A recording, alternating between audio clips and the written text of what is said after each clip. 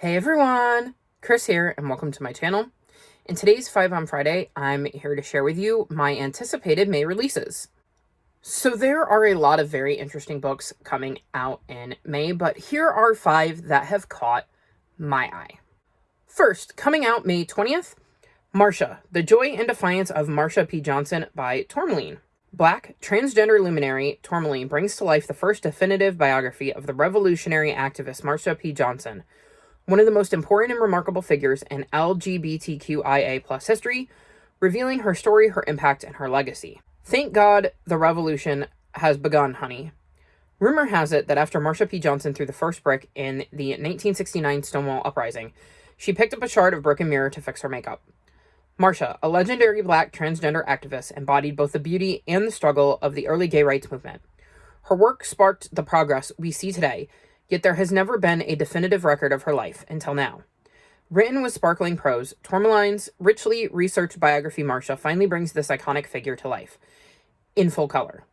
We vividly meet Marsha as both an activist and artist. She performed with RuPaul and with the internationally renowned drag troupe The Hot Peaches. She was a muse to countless artists from Andy Warhol to the band Earth, Wind & Fire, and she continues to inspire people today. Marsha didn't wait to be freed. She declared herself free and told the world to catch up. Her story promises to inspire readers to live as their most liberated, unruly, vibrant, and whole selves. So I love me a good autobiography or memoir or biography, and so I'm very, very interested in this, given everything that has been happening lately and Marsha specifically being erased from her own history. I'm certainly looking for books in this vein to give me more information because I want to keep our history alive. They can try to pretend that we didn't exist, that we weren't there, that we didn't have important contributions, but I refuse to let that be the reality. So this is a book I have my eye on before they tried to erase her from the Stonewall website, and became an even more important read for me after. This is when I absolutely expect to get to in 2025, and I cannot wait to learn more about Marsha and her journey and her contributions and just her life overall. Next up, coming out March 27th, is Going Overboard by Caroline Huntoon. The reason I have chosen this one is because I've read 2 other books by this author and absolutely love them, so I'm very, very excited to see what they have written now. This is a reverse parent trap story where tweens Piper and Colton must force their parents to break up or their lives will change forever. Piper Shapiro has the best mom in the world, Nora, a single parent by choice who always has a plan, whether it's for a spontaneous Saturday adventure or helping Piper navigate middle school as a non-binary kid. They're a package deal, and they tell each other everything. At least they used to. But then Nora invites Piper out to dinner with her girlfriend, Gwenny, and Gwenny's son, Colton, a boy Piper knows and doesn't exactly get along with. Piper panics when the realization hits. Nora and Gwenny are serious about each other. Suddenly, Piper's life as half of a duo has an expiration date, and Z is horrified. To put a stop to any potential wedding bells, Piper makes a plan. Break up the parents and keep things the way they are, the way they should be. When Gwenny surprises everyone with a getting to know each other cruise for spring break, Piper's game is on, and Colton is in on it. The 2 of them work hard to make it clear that they are not one big happy family, even though it turns out that Colton might not be so bad after all. But when things with Operation Breakup go a bit too far, Piper starts to question everything and realize that maybe a little change isn't a bad thing. So again, this sounds like it's going to be a really interesting middle grade. I love the idea of the reversed parent trap. I'm curious to see what sort of antics Piper and Colton get up to in the quest to convince their parents that they should not be getting married. And I also love that just in the small glimpse we got, it sounds like Piper is going to be using Zzer, because they definitely are using Z as a pronoun. So, and I believe it's Zzer. I haven't been exposed that much to pronouns outside of the standard he, him, she, her, they, them. So I'm really, really excited about this book potentially having a more diverse set of pronouns and exposing me to that and starting to kind of open up that door to me getting more familiar with those pronouns. So I also think it's great that there is a middle grade out there that is, again, deviating from the main three that we usually see, because obviously a lot of people use a lot of different pronouns. So I think it's awesome that this book is going to have that rep in it too. So very, very excited to dive into this one. And if it's as good as Carolyn's other two books, I'm going to absolutely love it. Then, also coming out May 27th, Forest Euphoria, The Abounding Queerness of Nature by Patricia Onanawu Kai-Xian. Hopefully I didn't butcher that too much.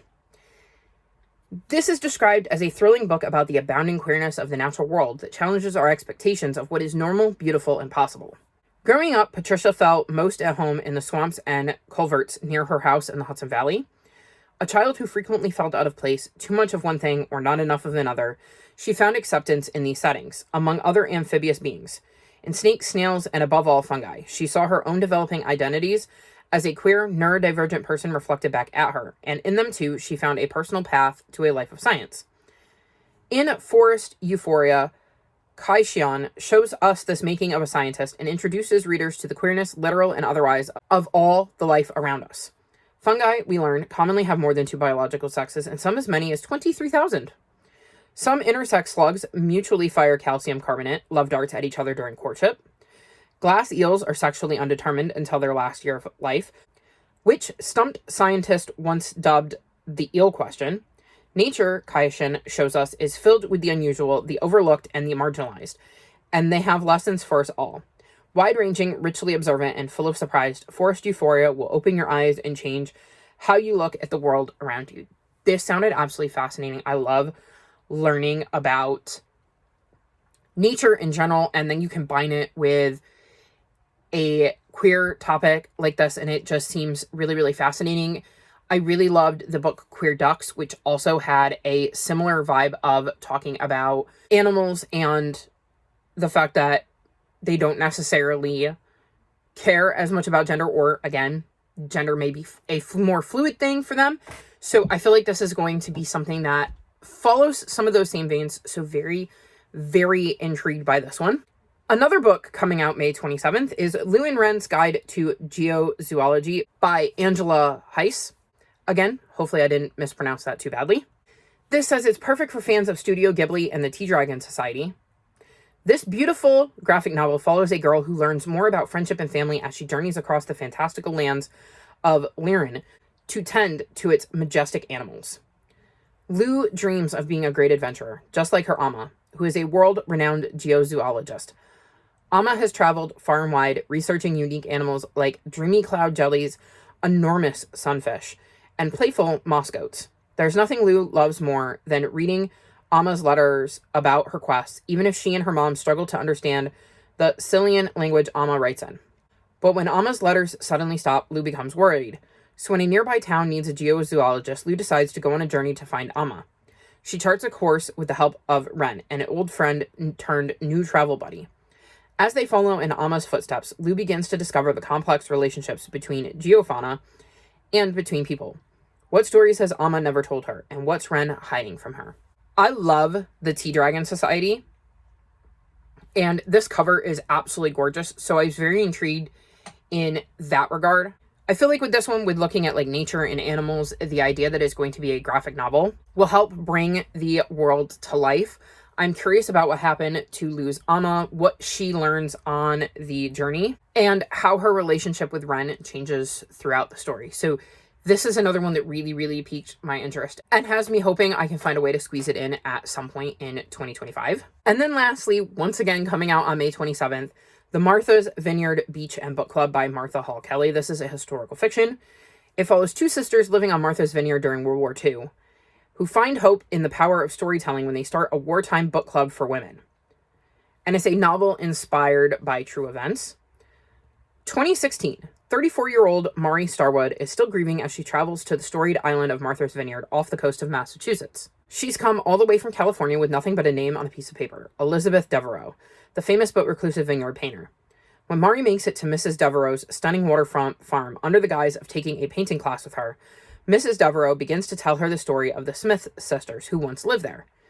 As the tale unfolds, Maury is shocked to learn that her relationship to this island runs deeper than she ever thought possible. 1942, the Smith girls, 19-year-old wannabe writer Cadence and 16-year-old war-obsessed Briar are faced with the impossible task of holding their failing family farm together during World War II as the U.S. Army arrives on Martha's Vineyard. When Briar spots German U-boats lurking off the island's shores, and Cadence falls into an unlikely romance with a sworn enemy, their quiet lives are officially upended. In an attempt at normalcy, Cadence and her best friend Bess start a book club, which grows in both number and influence as they connect with a fabulous New York publisher who could make all of Cadence's dreams come true. But all that is put at risk by a mysterious man who washes ashore, and whispers of a spy in their midst. Who in their tight-knit island community can they trust? Could this little book club change the course of the war before it's too late? This sounds like a historical fiction that's going to be right up my alley. I've read other books by Martha Hall Kelly. I don't think any of them got 5 stars, but if I remember correctly, I did enjoy them and the way she chose to write her historical fictions. I'm very, very curious about this book club and how Mari in 2016 connects to the Smith sisters back in 1942. So this is another one I was really interested in. So those are 5 books coming out of May that I'm interested in. Apparently, most of the books I decided to pick came out towards the end of the month. 4 of them came out on May 27th. So interesting that I will have to wait most of the month to even begin to think about accessing any of these. I feel like I got a nice little mix this time around. There are lots of books coming out in May, though, that I have my eye on. These are just some I chose to highlight. Do any of these interest you? If so, let me know in the comment section below. All of my social media is linked in the description below if you'd like to come chat with me. If you've made it this far in the video, leave me horse emojis. Like this video and subscribe to my channel, and I'll talk to you next time. Bye!